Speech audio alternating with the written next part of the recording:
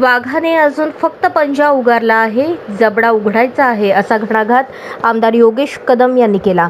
भारताच्या ऑपरेशन सिंदूर कारवाईवर प्रतिक्रिया देताना त्यांनी हा इशारा दिला. पाकिस्तानसारख्या देशाला जरब बसवण्यासाठी भारताने घेतलेली ही कारवाई योग्य असून ही केवळ सुरुवात आहे, असे ते म्हणाले. शत्रू राष्ट्राला यापुढे कोणतीही संधी देऊ नये, अशी ठाम भूमिका त्यांनी घेतली. भारताचे हे पाऊल संपूर्ण देशासाठी अभिमानास्पद असून आता अजून कठोर निर्णयांची अपेक्षा आहे, असं वक्तव्य त्यांनी केलं. आपल्या देशाचे पंतप्रधान माननीय नरेंद्र मोदी साहेबांचं मी अभिनंदन करतो. अमित शाह साहेबांचं अभिनंदन करतो. हा हल्ला झाल्याच्या नंतर आता तरी पाकिस्तान शिकवण घेईल, परंतु मला वाटतं ही फक्त पहिली कारवाई आहे. आपण म्हणतो ना की वाघाने अजून फक्त पंजा उगारलेला आहे, अजून जबाड उघडायचा आहे. आणि म्हणून मला वाटतं आज थोडंसं समाधान आम्हाला नक्कीच मिळालेलं आहे.